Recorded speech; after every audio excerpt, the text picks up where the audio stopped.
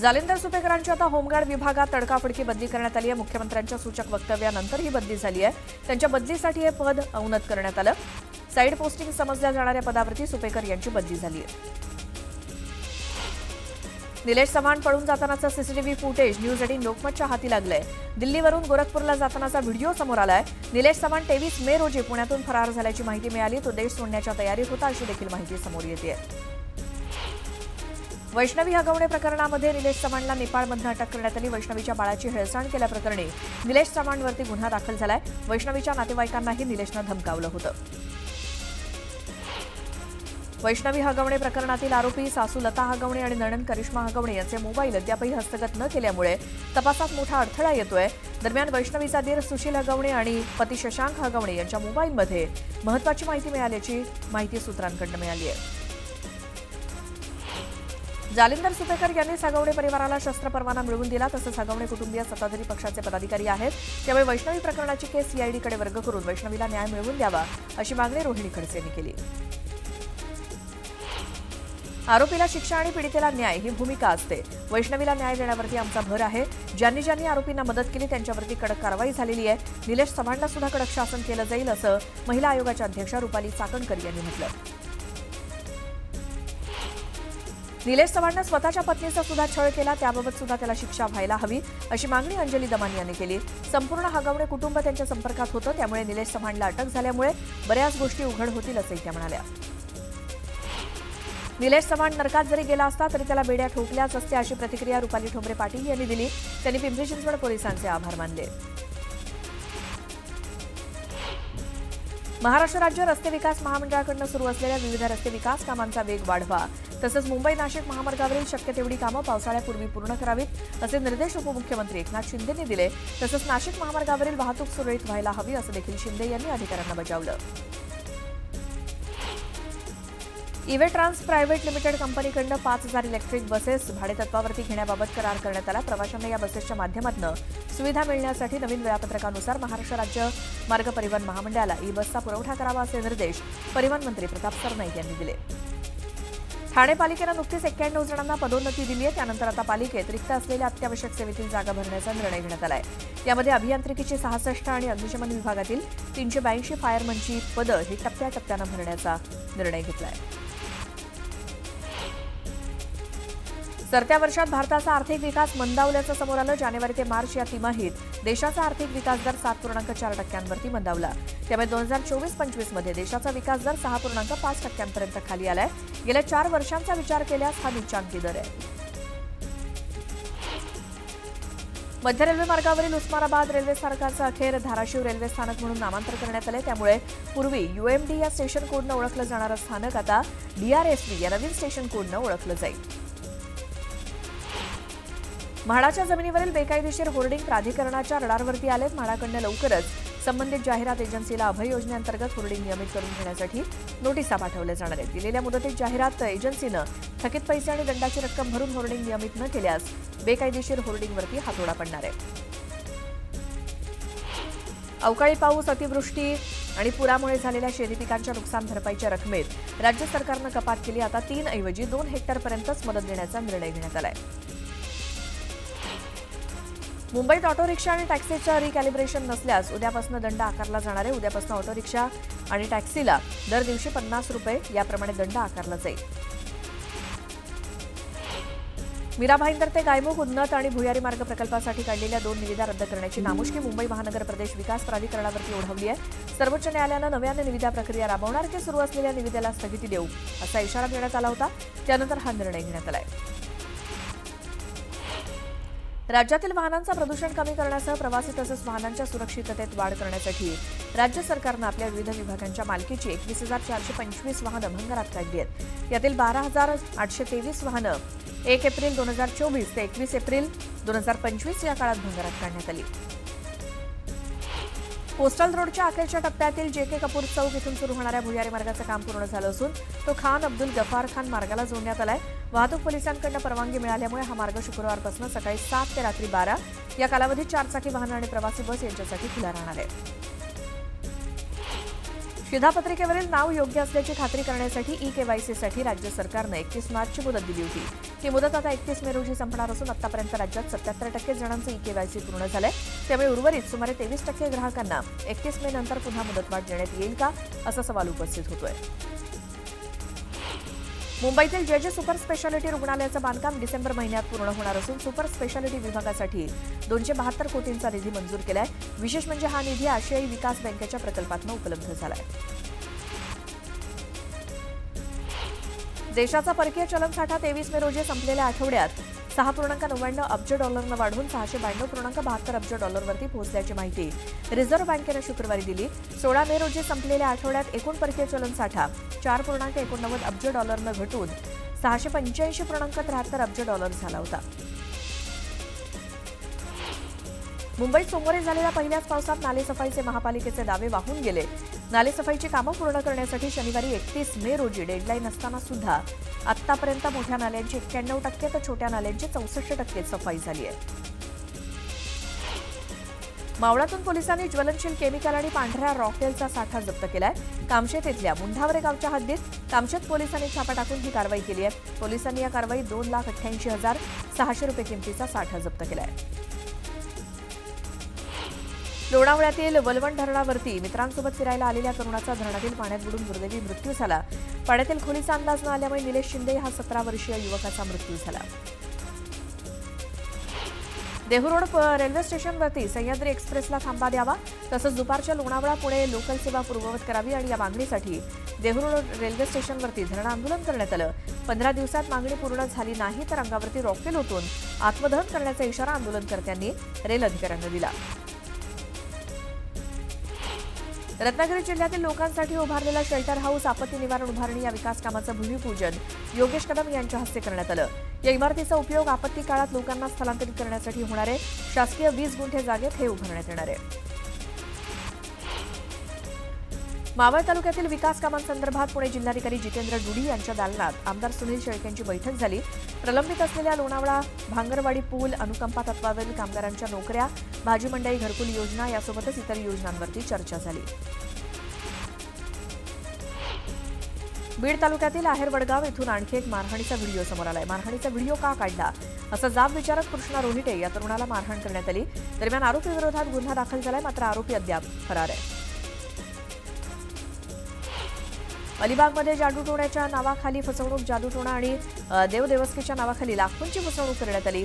या प्रकरणी चौघांविरोधात गुन्हा दाखल करून त्यांना अटक झाली आहे. पोलीस कोठडीत त्यांना ठेवण्याचे आदेश न्यायालयानं दिले. 2 प्रश्नपत्रिकांची काठिण्य पातळी सारखी नसते असं स्पष्ट करत वैद्यकीय पदव्युत्तर पदवी अभ्यासक्रमाच्या प्रवेशाकरता 2 सत्रात नीट पीजी ही सामायिक प्रवेश परीक्षा घेण्याचा निर्णय मनमानी ठरवत सर्वोच्च न्यायालयानं तो रद्द केला. परिणामी देशभर एकाच वेळी एकाच प्रश्नपत्रिकेच्या आधारे होणाऱ्या नीट पीजी या लेखी परीक्षेच्या आधारे MD MS सोबतच वैद्यकीय पदव्युत्तर पदवी अभ्यासक्रमांचे प्रवेश होणार आहेत. पुणे मेट्रोचे दोन्ही मार्ग पूर्ण क्षमतेनं सुरू असताना वनाज ते चांदणी चौक आणि रामवाडी ते वाघोली या मेट्रो मार्गाचं विस्तारीकरण प्रस्तावित आहे. यासाठी महामेट्रोनं विकास आराखडा तयार केला असून याला राज्य सरकारची देखील मंजुरी मिळाली आहे. यंदा मुंबईत मोसमी पाऊस लवकरच दाखल झाला असला तरी मुंबईकरांना उकडा सहन करावा लागतोय. मुंबईकर शुक्रवारी सुद्धा घामाच्या धारांनी हैराण झाले. मागील 2 दिवसांपासून पावसानं विश्रांती घेतली त्यामुळे अधूनमधून जाणवणारा गारवा देखील अनुभवता येत नाहीये. कांदिवलीमध्ये सोमवार आणि मंगळवारी पाणीपुरवठा बंद असणार आहे. जलवाहिनी जोडणी आणि झडपा बसवण्याचं काम महानगरपालिकेकडून हाती घेण्यात येणार आहे. मागील 2 दिवसांपासून मोसमी वारे एकाच जागेवरती रेंगाळले. पुढील काही दिवस संपूर्ण राज्यात पावसाचा जोर कमी असणार आहे. काही भागात हलक्या ते मध्यम सरी बरसतील मात्र मुसळधार पावसाची शक्यता नाही असं हवामान विभागानं सांगितलंय. इयत्ता 11वी संकेतस्थळाला लागलेल्या तांत्रिक अडचणीचे ग्रहण 5व्या दिवशी काही अंशी कमी झालंय. अनेक समस्यांनी 4 दिवस त्रस्त असलेल्या विद्यार्थ्यांना शुक्रवारी काहीसा दिलासा मिळाला. त्यामुळे विभागीय शिक्षण उपसंचालक कार्यालयामधील मदत कक्षामध्ये सुद्धा गर्दी ओसरल्याचं दिसलं. ITI ऑनलाईन प्रवेशाला विद्यार्थ्यांचा चांगला प्रतिसाद मिळत असून मागील 15 दिवसात सुमारे 99,494 विद्यार्थ्यांनी अर्ज केले. त्यापैकी 87,312 विद्यार्थ्यांनी शुल्क भरून आपले अर्ज निश्चित केलेत. 35,128 विद्यार्थ्यांनी पसंतीक्रम भरले. माळेगाव साखर कारखान्याच्या निवडणुकीत अर्ज माघारी घेण्याच्या प्रक्रियेत आजवर ब वर्ग संस्था मतदारसंघातील 13 उमेदवारांनी आपले अर्ज मागे घेतले. या प्रक्रियेत मात्र संस्था मतदारसंघातून उमेदवारी जाहीर केलेले उपमुख्यमंत्री अजित पवार यांचा अर्ज कायम राहणार असल्याचं राष्ट्रवादी काँग्रेस पक्षाच्या वतीनं स्पष्ट करण्यात आलं. इंडिगो एअरलाइन्सच्या देशभरातील सुमारे 26,000 कर्मचाऱ्यांना वर्षातून 2 वेळा वेतनवाढ देण्याचा निर्णय कंपनीनं घेतलाय. कंपनीच्या व्यवस्थापन समितीच्या वरिष्ठ अधिकाऱ्यांशी झालेल्या बैठकीत हा निर्णय घेण्यात आल्याचं भाजपचे कार्यकारी अध्यक्ष रवींद्र चव्हाण यांनी सांगितलं. मुंबई महानगरपालिका प्रशासनानं नागरिकांना सुधारित मालमत्ता कराची देयकं पाठवली असून सरासरी 15.89% वाढ करण्यात आली आहे. या विरोधात विरोधक आणि नागरिकांमध्ये तीव्र प्रतिक्रिया उमटल्या आहेत. मात्र ही वाढ कायद्यातील तरतुदींचा आधार घेऊन करण्यात आल्याचा दावा महानगरपालिकेकडून करण्यात आलाय.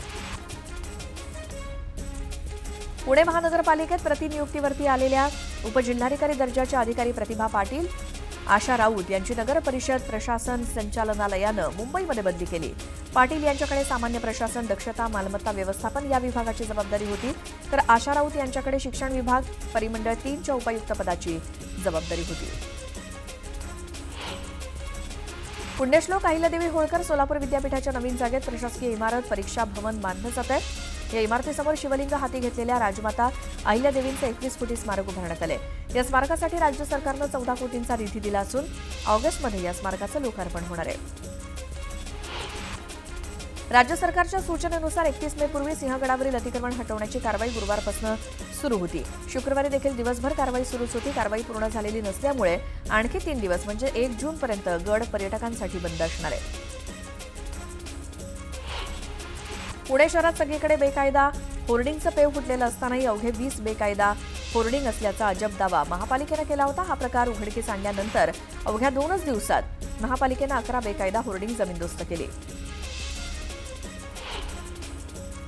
उपनगरीय रेल्वे मार्गावरील रुळांच्या दुरुस्तीसाठी रविवारी मध्य रेल्वेवरती मेगा ब्लॉक असणार आहे. मध्य रेल्वेच्या सीएसएमटी ते विद्याविहार, अप डाऊन धीम्या मार्गावर आणि हार्बर मार्गावरील सीएसएमटी ते चुनाभट्टी ते वांद्रे अप आणि डाऊन मार्गावरती मेगा ब्लॉक असेल.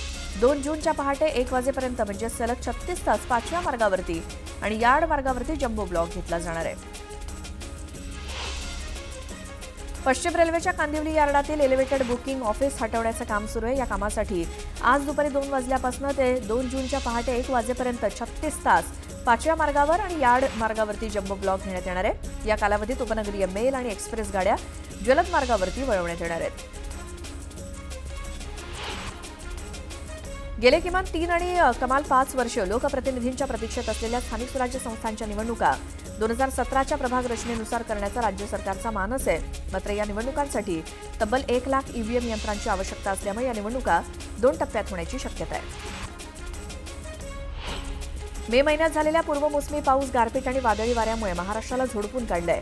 राज्यातील 49,228 हेक्टरवरील उन्हाळी पिकं, भाजीपाला, फळांचं नुकसान झालंय. पावसानं पिण्याच्या पाण्याची चिंता मिटवली असली तरी उन्हाळी पिकांचं मोठं नुकसान केलं. इयत्ता 10वी-12वीच्या परीक्षेत विशेष प्रावीण्यासह यश संपादन करणाऱ्या अनुसूचित जमाती प्रवर्गातील विद्यार्थ्यांना प्रोत्साहन देण्यासाठी आदिवासी विकास विभागाकडून राघोजी बांगरे गुणगौरव योजना राबवण्यात येते. त्याअंतर्गत 10वी-12वीच्या यशवंतांचा प्रकल्प, कार्यालय, अप्पर आयुक्त आणि राज्यस्तरावरती सन्मान केला जाणार आहे. अनुसूचित जमातीच्या संबंधित विद्यार्थ्यांना 5,000 ते 30,000 रुपयांपर्यंत रोख बक्षीस देण्यात येणार आहे. संजय गांधी राष्ट्रीय उद्यानाच्या हद्दीतील पुनर्वसन रखडलेल्या 18,000 कुटुंबांना आता मुंबई-बाहेर ठाणे जिल्ह्यात हलवण्याच्या हालचाली सुरू आहेत. याला इथल्या नागरिकांनी विरोध केलाय. जनता दल, सेक्युलर पक्ष आणि मूलभूत अधिकार संघर्ष समितीनं निश्चित केलेल्या मरोळ-मरोशीतील जागेतच पुनर्वसन करावं अशी मागणी करण्यात आली आहे. बाजारात कांद्याची 3.5 लाख क्विंटलची आवक झाली. नाशिक जिल्ह्यामध्ये उन्हाळी कांद्याची सर्वाधिक म्हणजेच 1,65,000ची आवक झाली. सोलापुरात लाल कांद्याला सरासरी 1100 रुपये तर लासलगाव बाजारात उन्हाळी कांद्याला 1400 रुपयांचा दर मिळाला. शिरवणे एमआयडीसीमध्ये जहाजाचे पार्ट चोरून नेणाऱ्या टोळीला तुर्भे पोलिसांनी अटक केली. कारवाईमध्ये पोलिसांनी 93 लाखांचा मुद्देमाल जप्त केला. या प्रकरणातील 4ही आरोपींना न्यायालयानं 3 दिवसांची पोलीस कोठडी सुनावली आहे. भाजपचे माजी जिल्हाध्यक्ष नंदकुमार पाटील यांच्यावरती विनयभंगाचा गुन्हा दाखल करण्यात आला. जमिनीच्या वादातून महिलेला विवस्त्र करून मारहाण केल्याप्रकरणी हा गुन्हा दाखल झालाय. महाड एमआयडीसीतील इंडो अमाइन्स कंपनीमध्ये वायू गळती झाली. दरम्यान उपकरणांच्या देखभाल दुरुस्तीमध्ये निष्काळजीपणा केल्याप्रकरणी कंपनीच्या मॅनेजरवरती कारवाई करण्यात आली.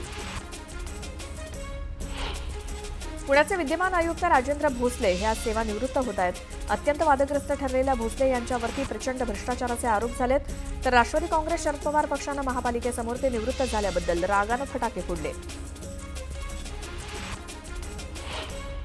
उत्थान नागरी सहकारी पतसंस्थेत 4.5 कोटींचा घोटाळा झाल्याचं समोर आलंय. घोटाळा प्रकरणात अध्यक्ष आणि 20 संचालकांविरोधात गुन्हा दाखल करण्यात आलाय.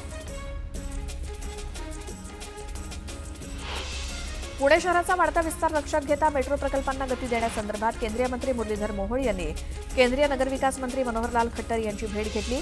मेट्रो विस्तारीकरणाला गती देण्याची मागणी यावेळी मंत्री मोहोळ यांनी केली.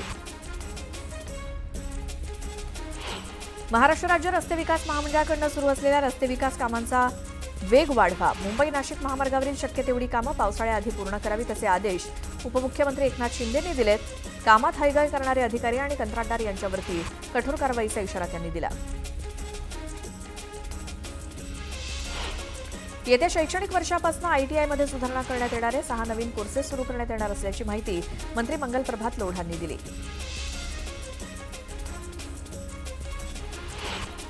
रायगडमध्ये मंत्री भरत गोगावलेंनी आपत्ती व्यवस्थापनाची आढावा बैठक घेतली. आपत्कालीन परिस्थिती निर्माण झाली तर काय खबरदारी घ्यावी याबाबत अधिकाऱ्यांना सूचना दिल्या. नागपुरात सलग 3ऱ्या दिवशी दमदार पावसानं हजेरी लावली. नागपूरच्या सीताबर्डी भागात जोरदार पाऊस झाला. दरम्यान नागपूरचा चंद्रपूर, गडचिरोली, वर्धा या जिल्ह्यांना हवामान विभागानं वादळी वाऱ्यासह पावसाचा इशारा दिला. बुलढाणा जिल्ह्यात वादळी वाऱ्यासह मुसळधार पावसानं हजेरी लावली. शेगाव ते संग्रामपूर रस्त्यावरती अनेक ठिकाणी विद्युत पोल पडल्यामुळे वीज पुरवठा खंडित झाला. मान तालुक्यात झालेल्या पावसामुळे अनेक शेतकऱ्यांचं मोठं नुकसान झालंय. टोमॅटो आणि कांद्याचं मोठं नुकसान झाल्यामुळे शेतकरी हतबल झाला. या नुकसानीची पाहणी मंत्री जयकुमार गोरे यांनी केली. शेतकऱ्यांना मदतीचं आश्वासन सुद्धा दिलंय. मात्र ही मदत केव्हा मिळणार, शेतकऱ्यांचं नेमकं किती प्रमाणात नुकसान झालंय यासंदर्भात माहिती मागवली जाईल. हिंगोलीच्या कळमनुरी तालुक्यातील वारंगा फाटा इथे ऊर्ध्व पैनगंगा प्रकल्प कार्यालयाच्या वतीनं अतिक्रमणांवरती जेसीबी चालवण्यात आला. पोलीस बंदोबस्तात ही कारवाई करण्यात आली. सातारा जिल्ह्यामध्ये 2 कोरोना रुग्ण निष्पन्न झालेले आहेत आणि त्यातील एका रुग्णावरती सातारा जिल्हा रुग्णालयात तर एकावर कराडमधल्या रुग्णालयात उपचार सुरू आहेत. आषाढी सोहळ्याच्या पूर्वतयारी आधीच पंढरपुरात कोरोनाचे 2 रुग्ण आढळलेत.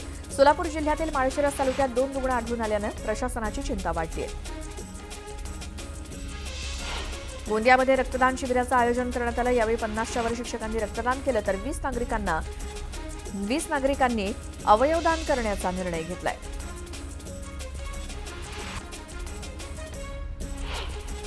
सोलापुरात पालिकेनं देशमुख पाटील वस्तीमध्ये अतिक्रमणाविरोधात कारवाई केली. महानगरपालिकेनं 34 घरांचं अतिक्रमण काढलंय. त्यामुळे 15 वर्षांपासून रखडलेल्या रस्त्याच्या कामाचा मार्ग मोकळा झालाय. नागपुरातील प्रभाग क्रमांक 23 मधील विविध समस्यांना घेऊन भाजपच्या माजी नगरसेवकांनी महापालिका आयुक्त कार्यालयाबाहेर आंदोलन केलं. नाग नदीचं पाणी नागरिकांच्या घरात शिरून नुकसान झालं. दरम्यान जगनाडे चौक ते प्रजापती नगरपर्यंत नाल्याअंतर्गत भिंत बांधून घ्यावी अशी मागणी करत आंदोलन करण्यात आलं. वाशिमच्या रिसोड सेनगाव मार्गावरील कृषी कार्यालयात चोरीची घटना घडली. चोरट्यांनी कुलूप तोडून कपाटातील 2,45,000ची रोख रक्कम लंपास केली. कल्याणमधील केबीसी इंटरनॅशनल स्कूलची भिंत कोसळून एका 11 वर्षीय विद्यार्थ्याचा मृत्यू झाला. तर 2 विद्यार्थी गंभीर जखमी झालेत. वारंवार भिंत दुरुस्तीसाठी पाठपुरावा करून सुद्धा शाळा प्रशासनानं दुर्लक्ष केल्यामुळे ही दुर्घटना घडली.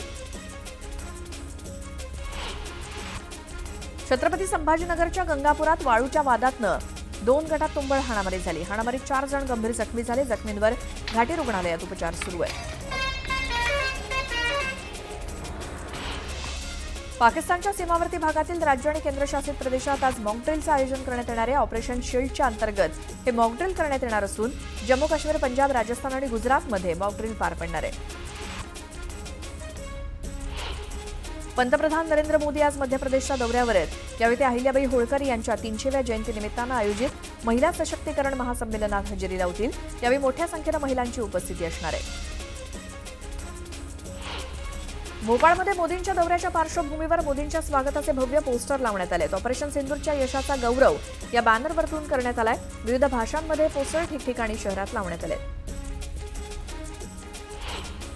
ऑपरेशन सिंदूरच्या यशानंतर आता भोपाळमध्ये माहेश्वरी सिंदुरी साडीच्या विक्रीत वाढ झालेली आहे. मोदींच्या दौऱ्याच्या पार्श्वभूमीवर मोठ्या संख्येनं महिलांनी या साड्यांची खरेदी केली. माहेश्वरी साडी ही मध्य प्रदेशमध्ये महिला सशक्तीकरणाचं प्रतीक मानली जाते. पाकिस्तानचे पंतप्रधान शहबाज शरीफ यांनी थेट गाझा संकटाची तुलना सिंधू पाणी करारासोबत केली. ताजिकिस्तानमध्ये बोलताना शहबाज शरीफ यांनी गाझा संकटाचा उल्लेख केला. आता आपण पाण्याच्या शस्त्राप्रमाणे वापर झाल्याचं पाहत आहोत. भारत पाण्याचा शस्त्र म्हणून वापर करतोय, मात्र पाकिस्तान भारताला सिंधू पाणी करारावरील लाल रेषा ओलांडू देणार नाही, असं शरीफ यांनी म्हटलं. ऑपरेशन सिंदूरच्या यशाच्या पार्श्वभूमीवर भारतीय क्रिकेट मंडळानं आयपीएलच्या अंतिम सामन्याला तीनही सेनादलांच्या प्रमुखांना आमंत्रित केलं होतं. दरम्यान 3 जून रोजी अहमदाबादला होणाऱ्या सामन्याला उपस्थित राहण्यास त्यांनी नकार दिलाय.